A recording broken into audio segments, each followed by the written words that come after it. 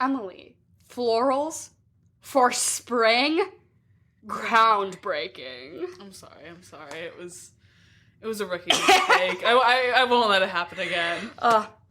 Okay, so today on The Swamp, we will be talking about The Devil Wears Prada. So today, The Swamp. What does The Swamp stand for? We're going to go back and forth. SWAMP. Some Whack. ass Movie. podcasting. Woo! We're working on intros. Podcasting is a learning process for us. We haven't done it before. So if you want to be helpful and give us constructive criticism without being mean, if you're going to be mean, we'll block you and we'll come find you.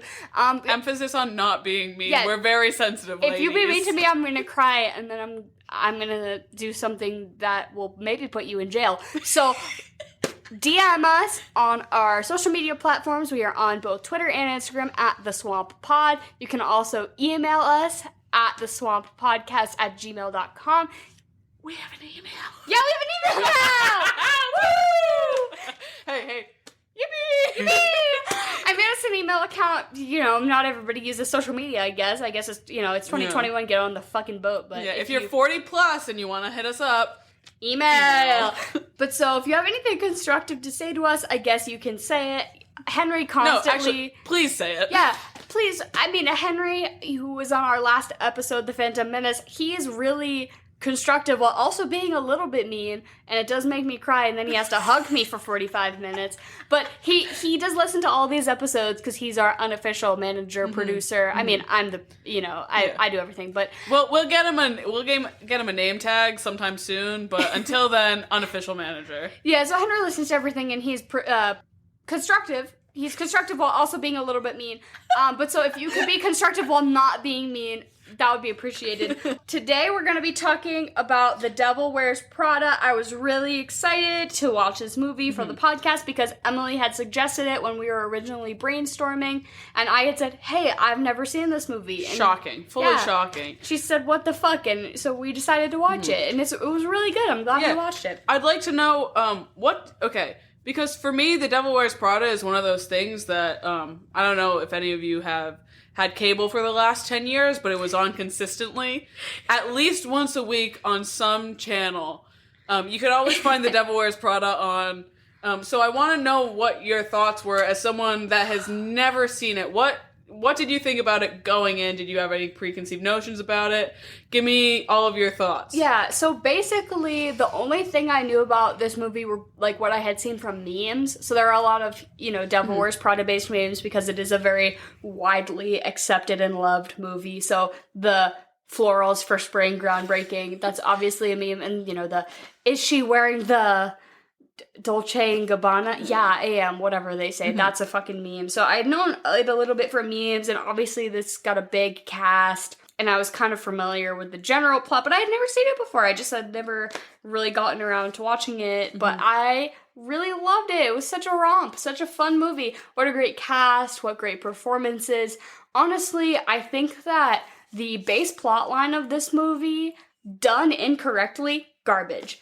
Could be trash. It's very, baseline, stereotypical, you have a bitch who's a boss, you're trying to find yourself, you change, and your friends don't accept that. A lot of really tropey stereotypes in this movie, but I was so willing to look past that for the great performances. I think it had really great writing, I was constantly engaged, I really liked it, and I think that if you know a lot about fashion, it's a great movie, and even if you don't know anything about fashion, it's still a great movie.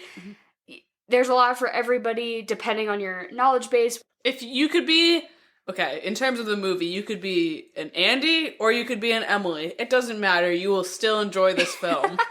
Honestly, not to jump into it too quickly, but this was so Mia Giadopolis Princess Diaries, where she starts off the movie and she just has a middle part, and she has a middle part and doesn't brush her hair, and then they just give her some clothes that fit, and they brush her hair, and they're like, wow, she's hot now. A whole new person. Jesus Christ, we've seen Anne Hathaway do this before, and I still loved it. Second time around, I'm still here for it, but it was so much what a big transformation. And I'm like, you are not fooling me. You just brushed her hair.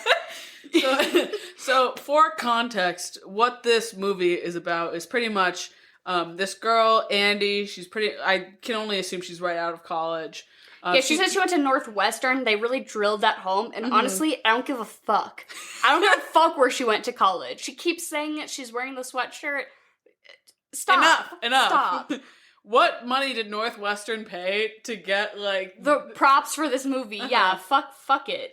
But so Andy, who went to Northwestern, she wants to be a journalist, but one of the only interviews that she can land is with, what's the name of the magazine?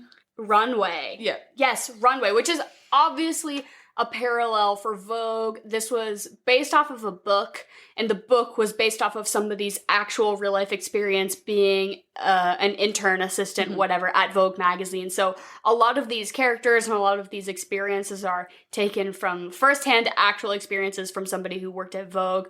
Meryl Streep's character is supposed to be a direct parallel to Anna Wintour. It's pretty obvious. It's very heavy-handed. It's not subtle whatsoever.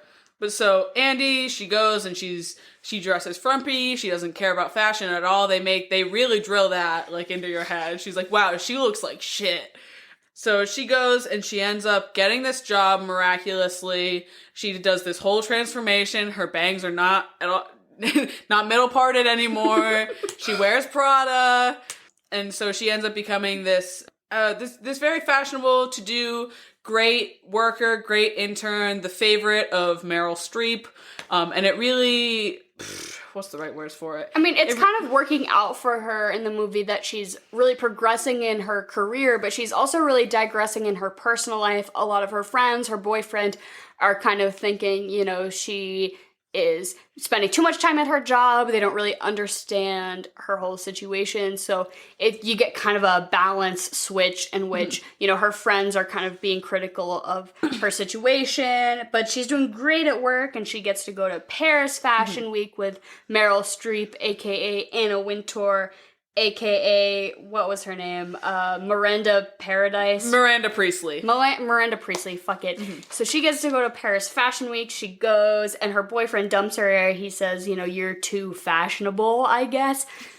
She goes to Paris Fashion Week, but then she, realizes maybe this job isn't for me. And then the movie ends with her fulfilling her actual career dream, which is to be a writer. So that's basically the movie. If you haven't seen it now, you don't have to. Really, the entire movie is about finding a work-life balance and the struggle to find it. Would you say that that's the premise? I mean, not the premise, but the lesson to be learned? Because I think the lesson to be learned is that if your friends don't understand that work can sometimes go first, then fuck them. Because her friends and her boyfriend are constantly giving her shit for putting work first, but she has a higher profile job than any of them do. They all work in, restaurants, whatever, not the careers that they are striving for. And she has this legit job, and they're constantly giving her shit for it. Capitalism is a fucking system. It's a fucking machine. And if you have to work a little bit harder to move your way up in the fucking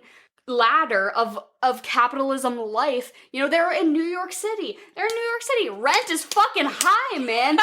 I just have to say that if she has to, work off hours, whatever, to be literally the second hand person of the head of Vogue, cut her some fucking slack. You can't be mad. What was your original question? Is it, I don't know. What do you think the takeaway of this movie is supposed to be? I don't know if it's follow your dreams or work hard until you get there. I don't know. I guess there's a lot of takeaways here.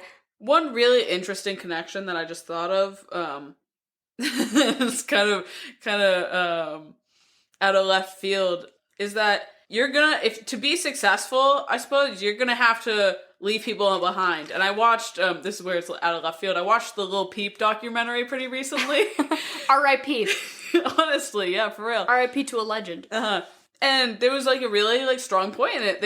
A lot of people are gonna want to see you stay at their level to keep you accessible and everything like that. And you're gonna have to leave people behind. And I think that's where Andy or Anne Hathaway really struggled at this point. And I think it's honestly kind of shit that she decided to go back. I don't want to say that she went back to her bum boyfriend, because I don't think that in the end they really gave a clear answer on that. But she really kind of, I don't want to say settled, but no, I don't know if I agree with you here because I support Andy. Throughout this movie, although her character is somewhat, unlikable or you don't really agree with the decisions she's making at some points, I think that she is trying to do what's best for her, and she has this pretty high-profile job that people are constantly telling her, other people would kill to have this job, you are so lucky, whatever, and she's just trying her best. It's a little bit stressful, but she knows she can handle it, and she keeps kind of moving up and doing better and better, and the people around her keep telling her, you're too invested, whatever. Wait, but on the other hand, there's, that's the whole issue, is that she's fully torn. Because on one hand, she's hearing everyone from Runway say, oh, thousands of girls would kill to have this job. And then her actual friends are saying, you're doing too much. So I think that the takeaway from this movie is to figure out where do you draw the line? I suppose, but also there were times in which, she was really stressed out about work. She was, going through a lot, not knowing quite where she fit in, where she fell or whatever. And her boyfriend, who's supposed to be her, direct support system, she lives with him, he's supposed to be her number one. And he's not asking her the right questions. He's not, saying, how are you feeling? Are you doing okay? Whatever. He is just constantly criticizing her for, oh, you're changing. I don't like this about you.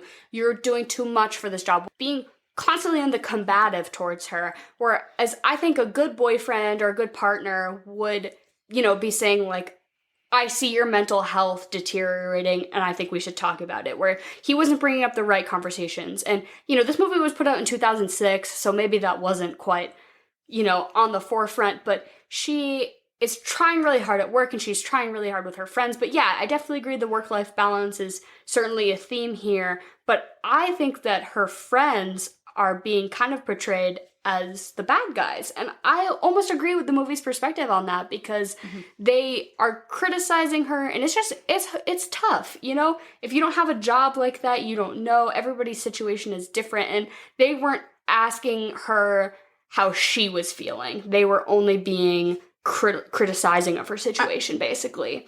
I think that I could honestly consider them to be pretty selfish at this point, because there's one scene in the movie where Anne Hathaway, comes in and she gives her friends tons of gifts. She gives them what was it? She brings in a Marc Jacobs bag, Clinique face wash. She's just giving them free shit because that's what she got at work. $1,100 phone, which you can just resell. And they go, and the immediate first thing that they do after going and getting over their little shock of the gifts is go and fuck with her when she gets a phone call from her boss. She's done just so much for you, so much, in that, 2-span moment, and I don't want to say, so much, but she's been so... That's a lot, though. If somebody gave me a fucking Clinique face wash, I'd be like, thanks, bitch, glad you have a job at Vogue, Jesus Christ. And the first thing that they do is say, oh, is that your boss calling? Let me grab your phone. Fuck your boss. You know what I mean? Without her boss, they wouldn't have a thing. There's such a lack of understanding of, I suppose, what it takes to work a very successful and high-rate job. This, to me, was very, when you go out to a restaurant with your friends. And, I mean, this hasn't happened to me personally, I guess, because all of my friends are real ones and know what's what. But, you see people who are out at a restaurant and they're treating the waitress a certain way that directly tells you that they have never worked a service job in their life. They're talking to the waitress in a certain way that you're like, oh, okay, so this is really obvious to me that you don't know what it's like to work in a restaurant. You don't know what it's like to work a minimum wage service job and be treated like shit, And that's what Andy's friends are acting like here. I mean, not to say that Andy's job is shit, but they're just non-sympathetic with her situation. And sometimes you have a job that's fucking tough and you gotta just do what you have to do. And if your friends can't sympathize with that, then they're not fucking real ones. If anything, it's the exact opposite situation of the people that have never worked a restaurant job. It's people that have never worked a high-end job and realized how demanding it is. Because I'm sure that whatever restaurant job her boyfriend was working at was pretty demanding. But in a different way. Exactly. Being a cook is demanding. And being, I don't know what our other friends did. One of them was an artist, which is demanding demanding in a different way. Not to discredit any artists out there, but demanding in a very different way. rather than having like someone standing over you and saying, I need this, and this by this time, which is like an hour and a half away. You know what I mean? Yeah, if you don't know what that's like. Yeah, I definitely think the movie portrayed her friends to be a certain type of way, and I genuinely wasn't sure whether I was supposed to be sympathetic with her or her friends. The movie was kind of portraying them both to be not villains, but, you know, in the wrong. And personally, I choose to side with Andy, you know? Mm-hmm. If your friends can't understand your situation and kind of look at things from an empathetic point of view, then fuck them, you know? Yeah. You gotta work to live. I mean, live to work to live. I don't know. But living in New York City in 2006 was fucking hard. Living in New York City in 2021 is fucking hard. Mm-hmm. It's a tough life. And I guess if her fucking artist friend can manage to pull rent, then that's fucking cool for her. But we all gotta do our different shit. And they didn't seem to be very understanding. Who do you think is the real villain in this movie? Because I think it's certainly portrayed to be Meryl Streep.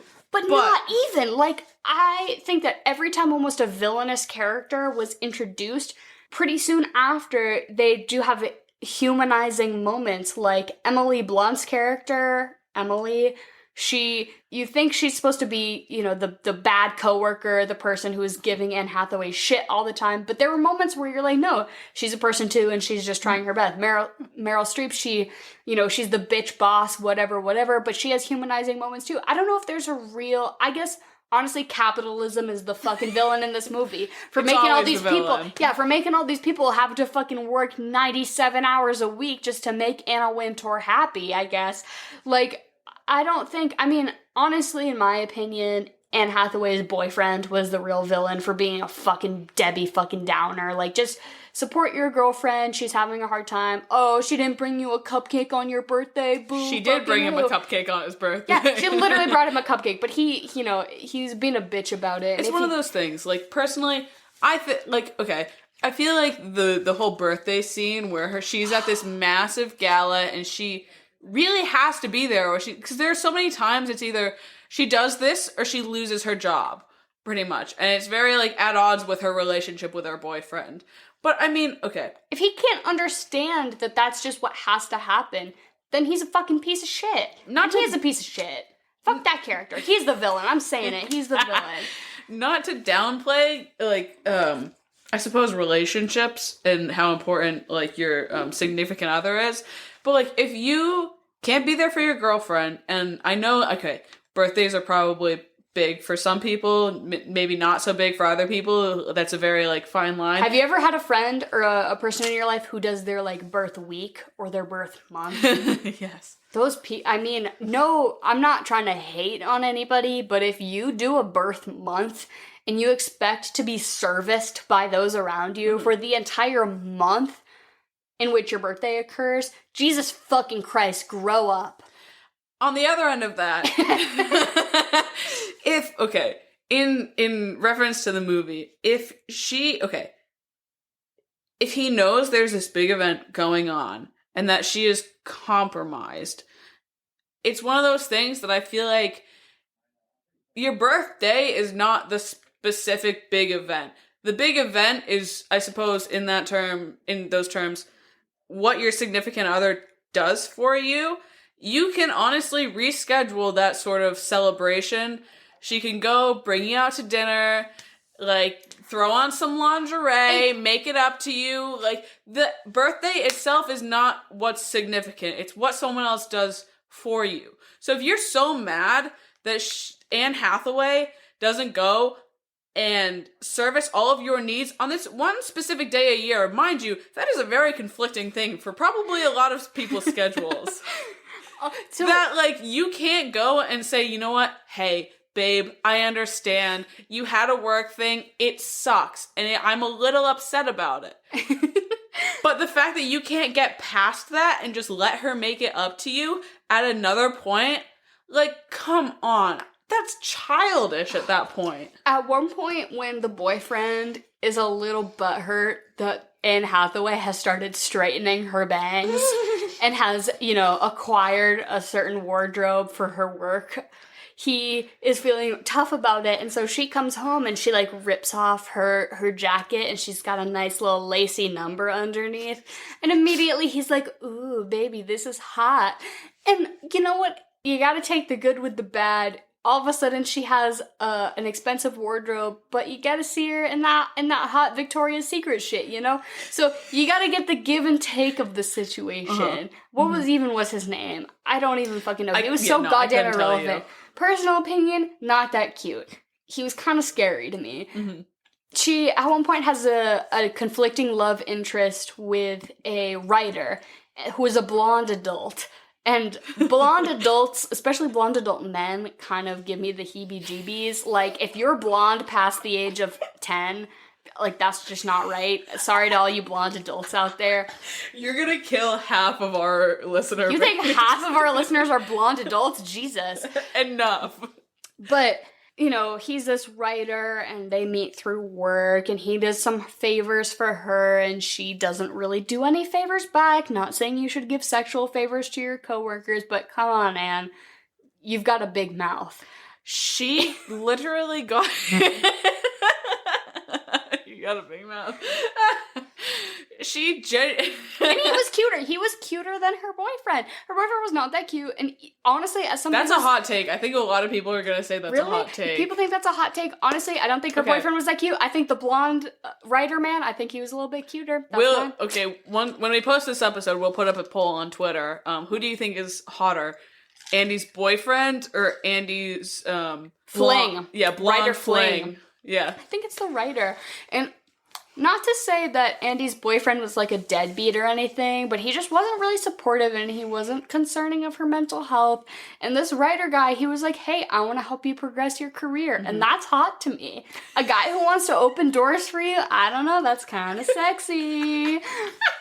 That's just what I think. I gotta agree with you. Okay, one thing I just really want to mention is that, as iconic as this movie is, rewatching it, I've certainly noticed how 2006 it feels. And one thing in particular is when Andy goes and she gets her little makeover with Stanley Tucci. She has her makeup done. She gets a whole new wardrobe with, mind you, she robbed Vogue, pretty much. Yeah. Stanley Tucci literally robbed, I'm guessing, hundreds of thousands of dollars from this, what it's called Runway, but we're just going to call it Vogue because that's what it is. Anne Hathaway, raises her eyebrows in suggestion that she would like a new wardrobe, and Stanley Tucci does not hesitate. He does not hesitate to give this bitch. He's pulling stuff off the rack. He gives her shoes. He gives her a haircut. What is this costing? Like that. It's all hers. No question. So what I want to say, is this one instance when she comes in, Emily Blunt's character sees her for the first time, all redone. It just, a lot of this movie kind of holds up, but this one scene in particular does not hold up at all.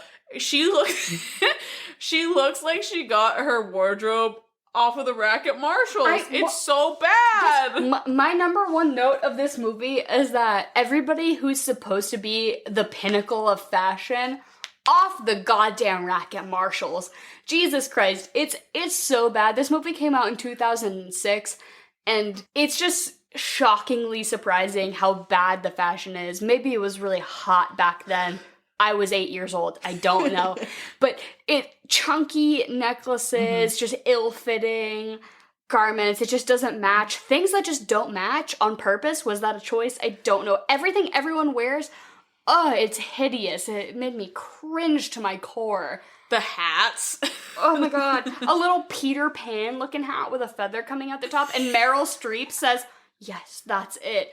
God, girl, am I supposed to be on your side or not? I can't tell. I want to, because I think we're not, really taking a look back at what 2006 and early 2000s fashion really was at the time, because now that I think about it, I'm thinking of some, red carpet looks that I've seen, and they're all fucking god-awful. So if any of you want to send in, your favorite / least favorite red carpet looks, please any of our DMs are open. We want to see it. We can post some of the favorites that we've seen from you guys. You're so right. I mean, personally, I was wearing gauchos from JCPenney, so, like, I can't be talking, but, like, immediately what comes to mind is that Ashley Tisdale photo that goes around of her, like, she's wearing a night mask, like pajamas on top of jeans, on top of a dress. It's just amazing.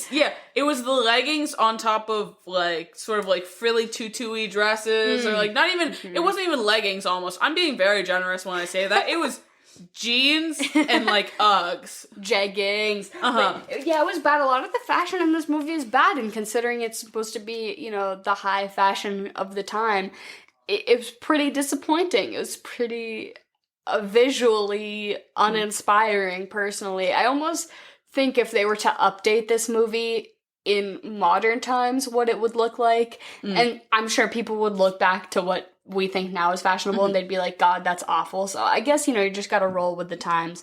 But I just want to bring up the number of times that they fat shame Anne Hathaway. Jesus fucking Christ. So, I mean, not to, you know, put any certain type of ideas out there, but Anne Hathaway is fucking beautiful. She's stunning. She's actress, model, amazing. I'm gonna guess that she's 120 pounds tops. Literally, she's slim. She's a skinny girl. She's tall. She's beautiful. She could be a model. And the number of times that they fat shame her in this movie is crazy. In the beginning, they try to frame her as being like frumpy and unfashionable. They put her in big sweaters and long skirts, whatever. She's supposed to be kind of a geeky, unfashionable type of girl. And then they give her this makeover. And post-makeover, the number of fat-shaming moments that happen is crazy. If it were to happen in the beginning to try to re-emphasize how out of touch she is or whatever, maybe I could have got on board. Not even on board. Maybe I could have understood that a little bit. But I took a tally of 14, I mean, maybe this wasn't right, but 14 times in this movie, people make a direct comment about Anne Hathaway's weight, about her dress size, that she's too big.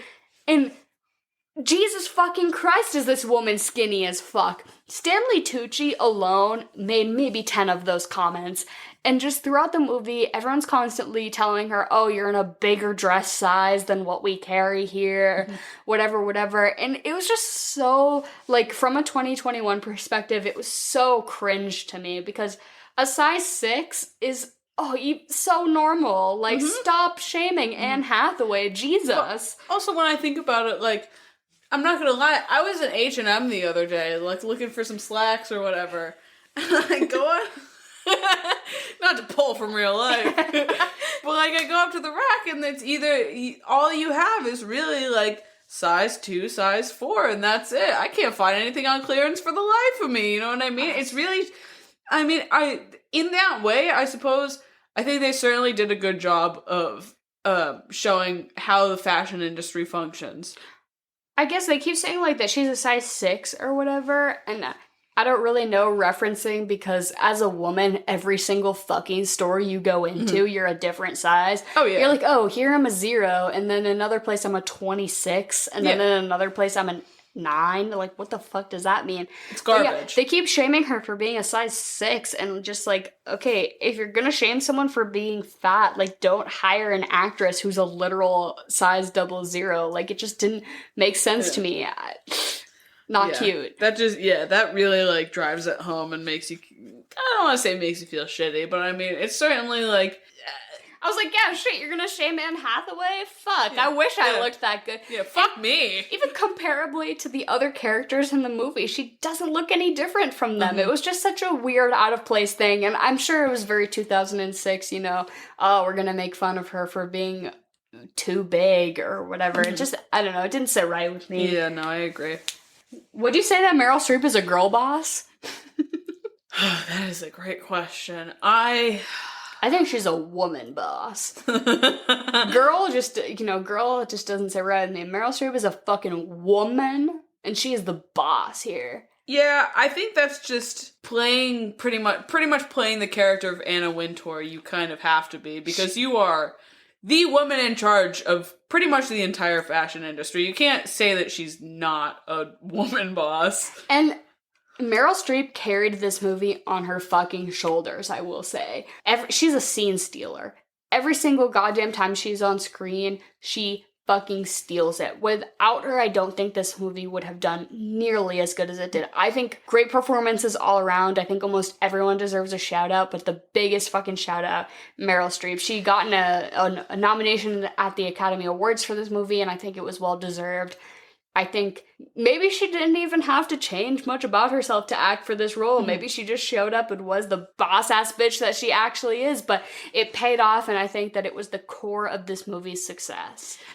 I was gonna say, because I mean, I agree. I don't know that I necessarily think that she stole the show. I do think that Emily Blunt stole the show, but I'll get back to that. I think Meryl, obviously, I can't not. I agree. She gave an outstanding performance, but to me, it's not that it wasn't compelling. It's just almost that it was like, okay, this is light work for Meryl. Like she could do this in her sleep probably, and it would be fine. Like I think for me at least, the most compelling part of the movie for her as an actress was that monologue early on when she's talking about how Andy doesn't conceive fashion to be impactful for her, and she's like, okay, well, here's the thing is that we chose what you're wearing right now. And that was probably like her most standout spot in the movie. Obviously, it was like her big monologue. It's like, but like I said, I think Meryl, this was probably nothing for her. She was really just had to kind of be this monotone girl boss, like not give a fuck about anyone else. I'm sorry, woman. Yeah, sorry, woman boss. Like, I think back to, some of Meryl's other roles, and it's like, obviously they certainly required a lot more work. And I mean, not to discredit this role because she did fantastic in it, but it's just one of those things that, like... Maybe this isn't far off from real life. I actually had a, this is a fun fact. One of my friends, his mother met Meryl Streep before. Yeah. A friend of a friend of a friend? Exactly. God. I don't know. I think it's an outstanding performance, and it's honestly probably one of my favorite performances from Meryl, but, like, as I watch it now, I'm like, bro, this is easy for her. Yeah, right. I couldn't agree more with you, though, about that early monologue of, like, her talking about the true influence and impact of the fashion industry, because I think maybe somebody who doesn't really know a lot about it watching this will kind of see things from Anne Hathaway's perspective, which is that, you know, the fashion industry is kind of vapid and empty and just, you know, selling things to people who don't really need it. But I really do think that Meryl Streep's character really emphasizes in this movie that, no, the fashion industry is fucking legit, and it's influential and it's important, and that these people work fucking hard and make big decisions and influence things greater than you could even imagine. And yeah, I think that movie really proves a lot about things greater than we can understand. And she's like, yeah, you know, you think you're above this because you're wearing a sweater from Target, but no, I chose that too. I decided that too. Meryl's early impact in the movie is fucking incredible, and you know, she does a lot of emotional shit in the end, and it's about her character and whatever, and that's cool too. But I do think that her strong presence early in the movie really sets the tone for, like, no, this is fucking it.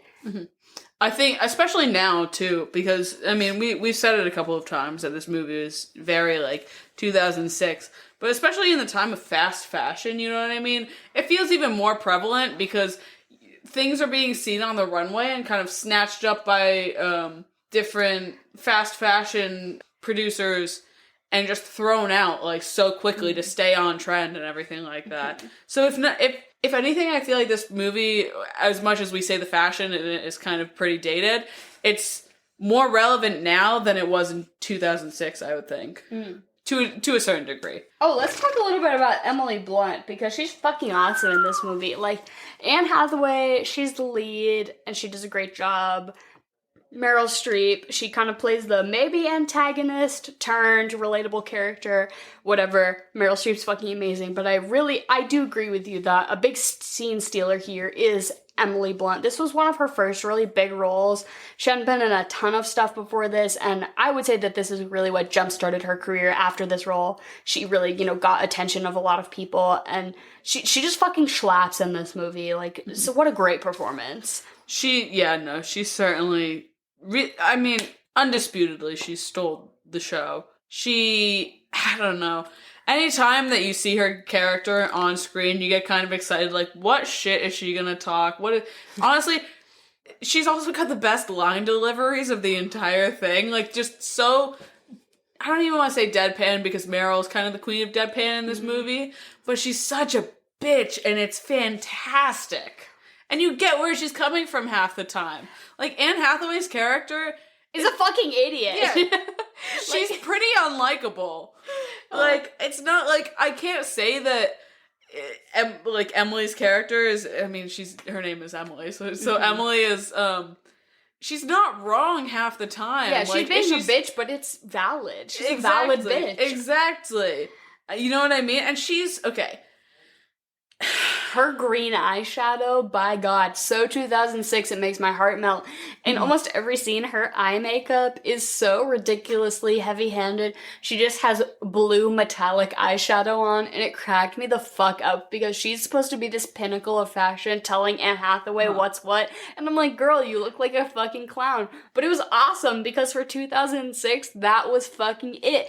It was awesome. Yeah, no, she was, if anything, so you asked if Meryl Streep was a woman boss in this movie, but I'd say, if anything, Emily is a woman boss in this movie. She's really out there just grinding, trying to do her thing, do whatever she can to get up in this industry. An industry which Annie did not give a shit about until she realized that I could really give her something.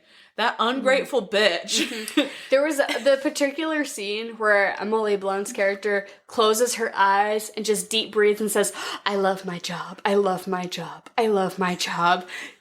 Trying to come down from a stressful moment. Like, by God, is that relatable when you're just, like, having a fucking tough time and you're like, I gotta just remind myself, like, whew, yes, this is it. Oh my God, her performance here is so good. One of my favorite fun facts that I was kind of reading about was... I love this.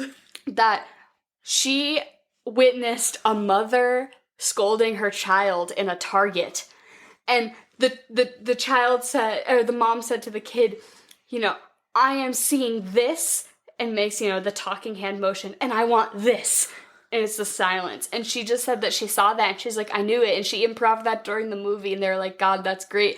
And it's, really just embodies what her character was about. So her ability to, like, take from real life and put it in her character is so fucking cool. And I think she knew who this girl was and what she was about. And she was like, yes, I'm gonna bring it. And she so fucking did. See, I didn't think you were going to bring up that fun fact. I like the other fun fact that John Krasinski, her now husband, watched the movie, what was it? 75 plus times. John Krasinski watched The Devil Wears Prada, and he was kind of new to the acting business himself, and he was like, I need my people to get in touch with whatever people to get in touch with whatever fucking people to get me in contact with Emily Blunt, because she was so goddamn good in The Devil Wears Prada. I gotta get to know this girl, and now the two of them are married, and I think that's such a cool story that 75 plus times. That's nuts. I can't say I've seen a movie that many times. No, ever. Never, like, maybe never. Mulan. Maybe Mulan. Really? I don't think still though, like that's... And I am not married to Donny Osmond, so there are things. So just he was like, this movie is dope and this actress is amazing. I gotta get to know her, and now they're fucking married and they're doing shit together, and that's so fucking cool. And I'm a John Krasinski stan, and I'm an Emily Blunt stan. I'm a unit stan of them both. He is from Newton, Mass, local guy. We're a Massachusetts-based podcast here, and he's fucking cool. And everyone loves The Office, but even beyond The Office, I think what he's done is pretty awesome. And they seem to have a pretty genuine Hollywood relationship. If they get divorced, that'll bum me out for sure. But I love that he was just a bona fide stan of this movie, and he's like, I gotta meet this girl. Like, Emily Blunt, I can't say it enough. She certainly stole the show on this one. Like, Meryl's performance was great. I I mean, Anne Hathaway's performance was also pretty good. But Emily Blunt, she's a scene sealer in this. You know what I mean? A scene sealer? Oh, she's a scene stealer.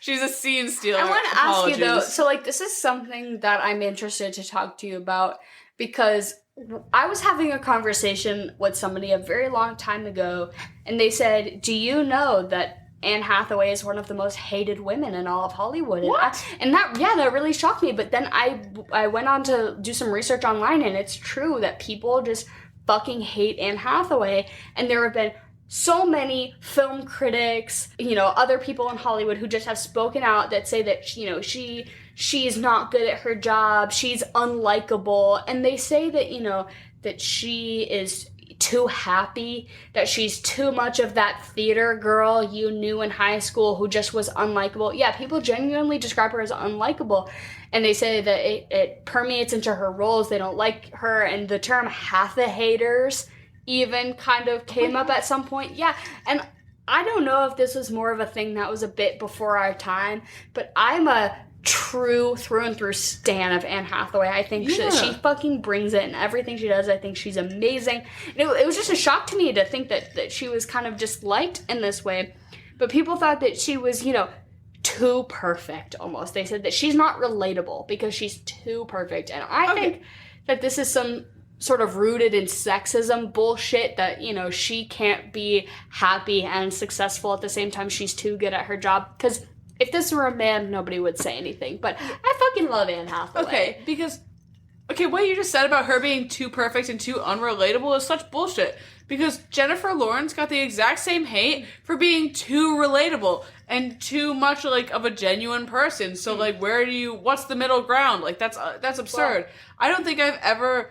No, I personally, I really like Anne Hathaway. I don't think there's any performance or anything like that I haven't...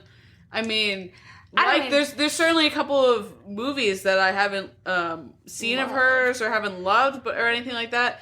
But I think back to okay, and mind you, I know not everyone likes this movie, but she was amazing in Les Mis. She got an Oscar for Les Mis.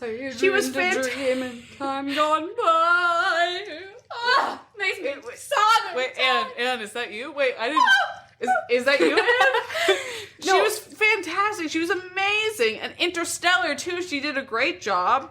I mean, she was in The Dark Knight Rises, which it was... I mean... I masturbate every time. I can't lie. She's sexy as fuck. And I feel like for us, a lot of where our love comes from her is... Princess Diaries, man. I love the Princess Diaries. Mia Giodopoulos. I saw so much I don't think you're saying her name. Her name is Mia Giodopoulos. Is it Giodopoulos? Yes, she's from Genovia. She's the Princess of Genovia, and her name is Mia Giodopoulos. I swear to fucking God. Mia Thermopolis? Giodopoulos is the name of the people who own the pizza restaurant in the town I live in. They're also Greek, which I think is maybe what this is. Wow. Mia Thermopolis, fucking whatever, Princess of Genovia. Yeah, Princess of Genovia. I think that's where my love for Anne Hathaway is rooted, and I think I saw so much of this in the Princess Wears Prada. Jesus, The Devil Wears Prada. It was this sort of the princess probably does wear Prada. Zero to hero, sort of she was a flop and now she's hot and she's kind of coming into her own here. And that's why I think I love this movie so much. I love Anne Hathaway, and I think it's so funny that you bring up the Jennifer Lawrence comparison, because so many of these Anne Hathaway hate articles directly compare her to Jennifer Lawrence. They say, what the fuck? Yeah, exactly. They say, here's somebody who's also beautiful and talented, but also, she's so relatable, she's so funny. And no offense to any Jennifer Lawrence stands out there, but she doesn't fucking do it for me. Really? Oh, man. I'm not going to use the H word, but I do not like Jennifer Lawrence. Why? What's a movie you like her in? I can't. Mother! Oh my God, Silver Linings Playbook. You gotta see Mother. No, for real, that's... Okay, I know she won the Oscar for Silver Linings Playbook, but you need to know. She fell up the stairs, so quirky, so fun. Just oh my God. Okay, but that you're being the same guys that are saying she's too relatable. I think she's too fun. Anne she's brings too it fresh. though. Anne fucking brings it. You think she's better than Jennifer Lawrence? I think Anne Hathaway is a better actress than Jennifer Lawrence. Yes. Oh my god! I gotta go. Sorry, guys. I gotta go. I can't. This is a good 3 podcast run, but I gotta leave. Shit. Yeah. That's just my truth. Enjoy your time. Damn, you I don't really know. don't let. Why? I'm not gonna say that I'm a hater. You sound. I won't lie. You kind of. I kind of sound like a half a hater, but for Jennifer, a Lawrence hater. I don't know.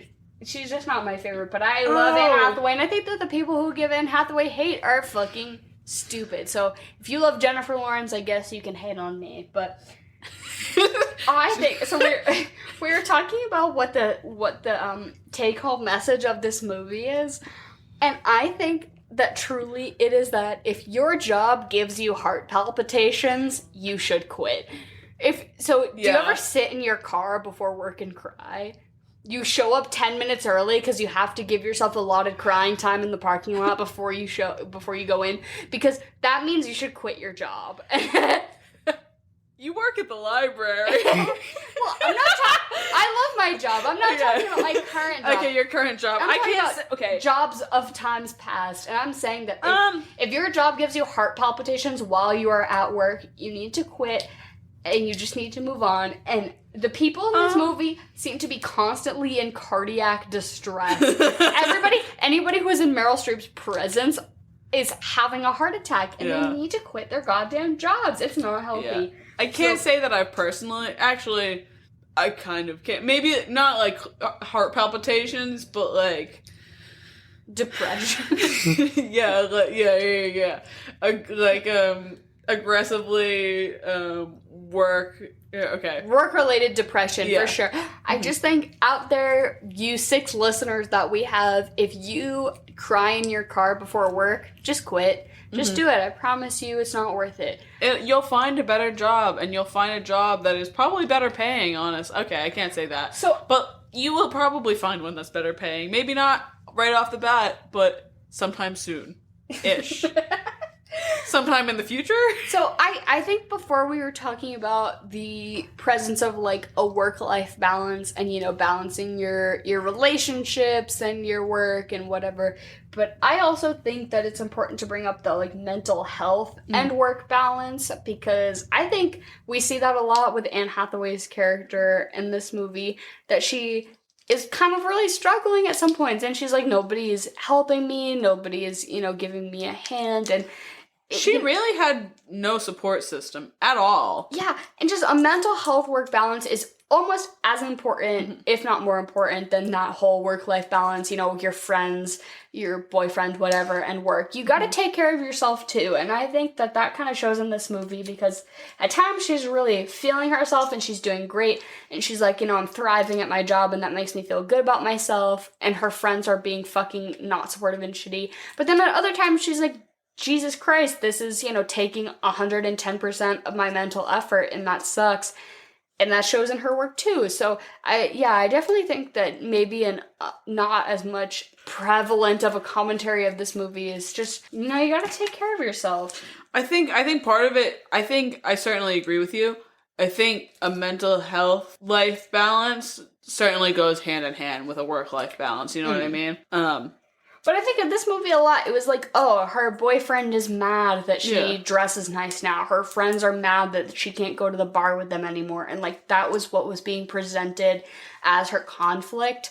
But I think her character, although it maybe wasn't the most complex or the most driven in this movie, just kind of showed that, you know, you gotta know what is best for you. And I think that that's why the ending of this movie was pretty good. She got the experience that she needed to have to figure out who were her ride or dies, what you need to do in life to, you know, take care of yourself. And at the end, she's like, okay, I'm applying for a job that actually means something to me. And now I know who I am. And I think that was pretty cool. I've seen this movie a handful of times, and honestly, it's one of those things that I've seen the ending before, but it's like, I'll put it on and I'll never get to the ending, so I kind of forgot how it ended a little bit. And I gotta say, I don't want to say pleasantly surprised because I've seen it, but it is certainly a good ending, and I think it is that's one of the things that kind of holds up to modern day standards 15 years later, I think.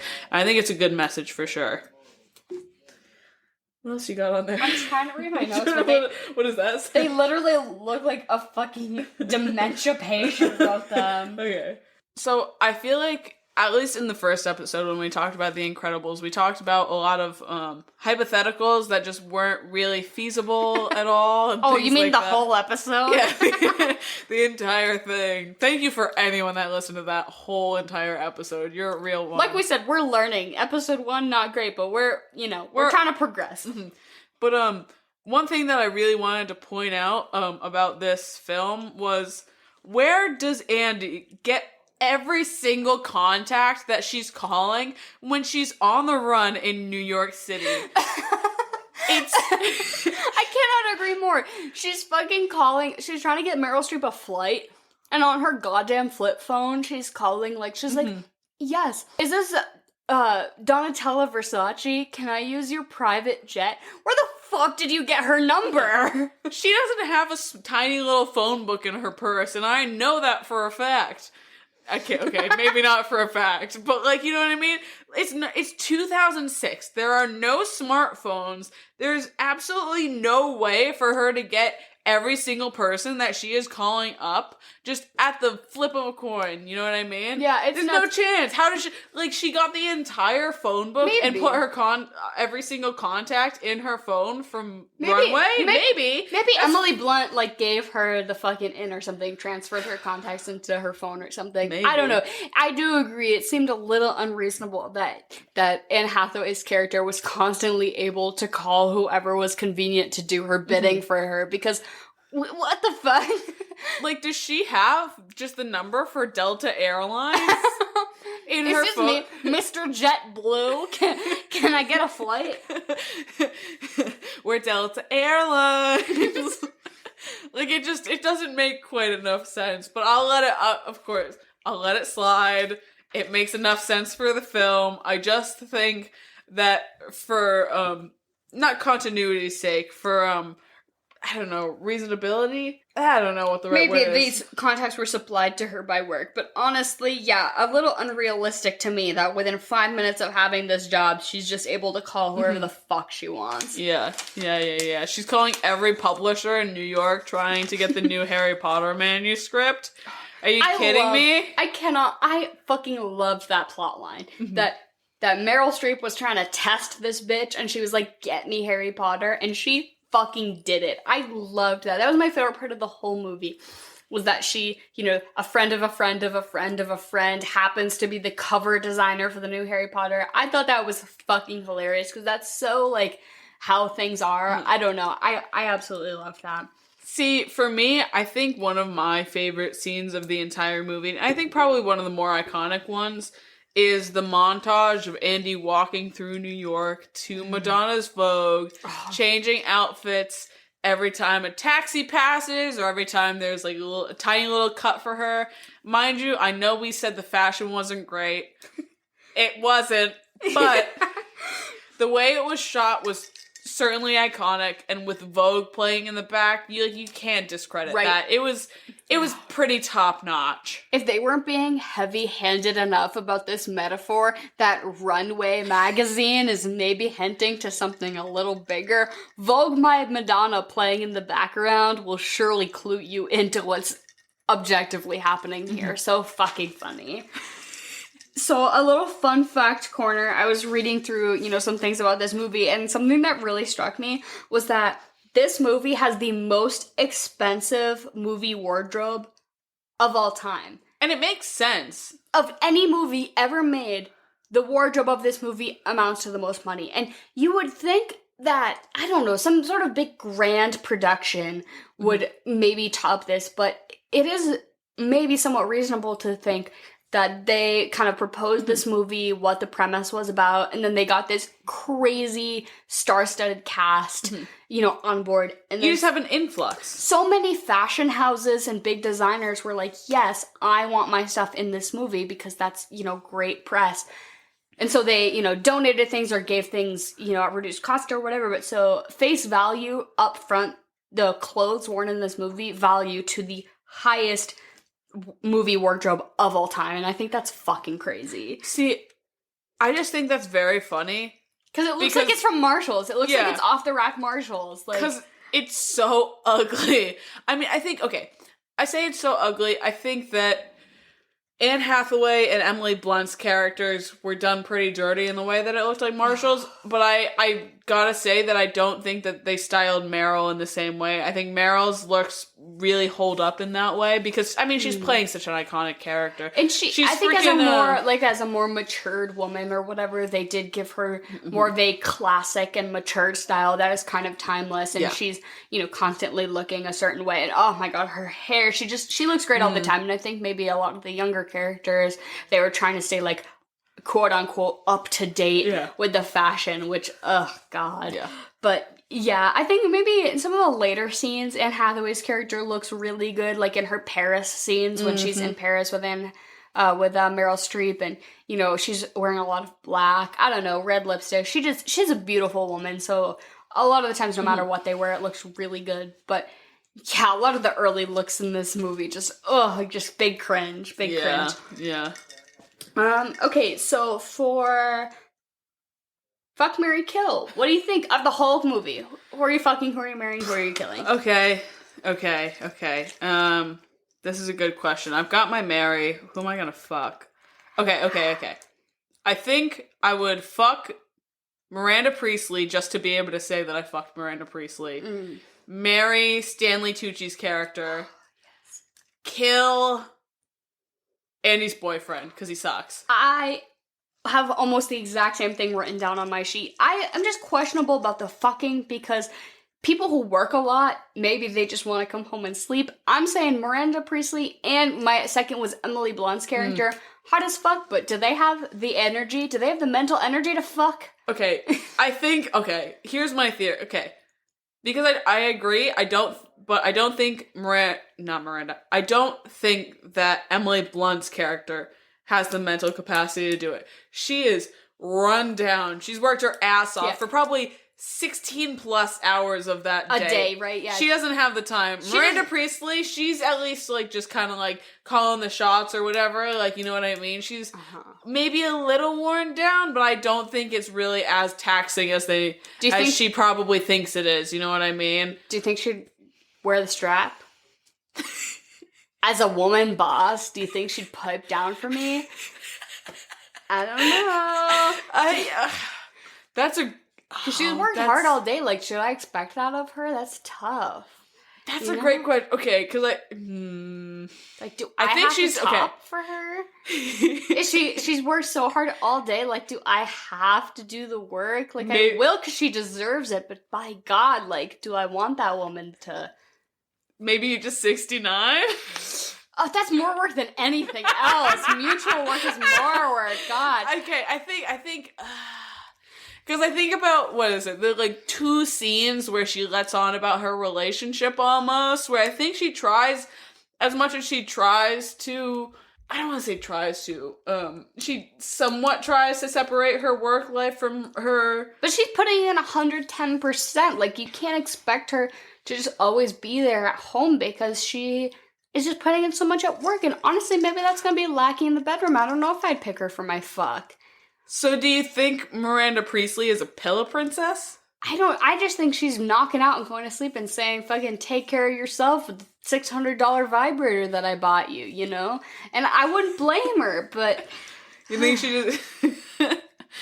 Okay, so on the opposite end of that, do you think that Emily Blunt's character is so eager to please that she's gonna put out in the bedroom, or she's literally just absolutely not. Yeah, I think so she's worn down and tired. I think she gets home and she knocks the fuck out. I think that this bitch has zero time for a personal life, because we kind of see Anne Hathaway's character struggle with like work-life balance.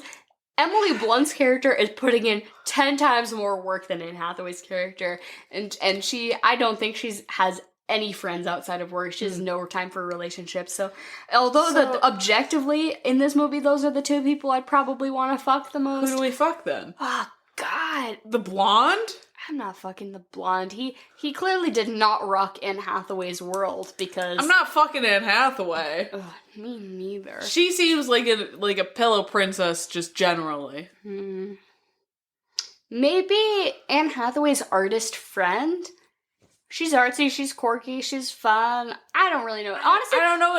They didn't give me enough about her to like really base anything off of her. And honestly, I didn't like what they did say about her. She was greedy as fuck, and then snatched up her phone and said, "Fuck your boss." After her boss pretty much just gave her gifts. Right? I don't know. Out of an extremely fuckable cast, out of one of the most Hollywood hot casts of all time, I'm struggling to say who I would fuck. It's real. I guess I'm gonna go with Meryl Streep. I'm gonna go with Meryl Streep. I think maybe on a good day after Paris Fashion Week, Emily Blunt is ready to put out, and she'd be great. Emily Blunt didn't go to Paris Fashion Week. But I mean, in the past, she's like, I go every year, and then did she? I don't know. This was the first time I ever saw this movie. I feel like this was her one. No, because this was her shot. Yeah, she just got promoted. Emily Blunt just got promoted. She was acting like head bitch in charge. I thought she'd been there for years. Shit. Okay. I'm pretty sure. So I mean, I think hate fuck. I have Emily Blunt hate fuck you after she loses Fashion Week to Anne Hathaway with her broken leg. That's the romp. That's the romp you're gonna have.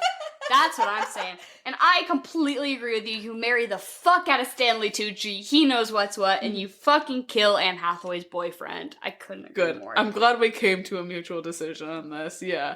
I think you're right. I think, Emily Blunt didn't give a fuck after Paris Fashion Week. She was eating that pudding and all those carbs like a motherfucker. She didn't have a care in the world. After 75 watches, John Krasinski says, "Hey, Emily Blunt, you can eat my pudding." but so, I think for a cocktail for this movie, you gotta go classy as fuck, a fucking Manhattan. Yep. We drank dollar store wine, and honestly, didn't hold up. The whole time I was like, a Cosmo, a Manhattan, some classy-ass fucking cocktail. Something like that. That's what you need for this movie. You gotta show up for the cocktails for this movie. You gotta feel like a fancy bitch, because if you're gonna pull Meryl Streep's energy, that's what she's gonna be drinking. Unless you want to drink a martini, but you don't want to drink a martini. Yeah. And I think, for snacks, the relationship with this food... In this movie, the relationship with food in this movie is so fucking toxic. I think they're like, if you eat 6 almonds a day, that's how you lose weight. If you don't eat until you feel like you're gonna pass out, that's how you do it. And fuck that fucking shit. They shame Anne Hathaway for eating an onion bagel at the beginning of this movie, and I think you should eat a fucking onion bagel. See, on the flip side of that, I don't disagree. I think you eat all the onion bagels you want. They're good. But I think I don't want to say iconic, but I think the line from Emily Blunt where she says, I just don't eat all day and then eat a piece of cheese or a cube of cheese right before I feel like I'm about to pass out. I think you make a fancy fucking charcuterie board. But you eat a cube of cheese every fucking time you fucking feel like it. Exactly. Yes. Eat all the cheese you want. You make a fat charcuterie board.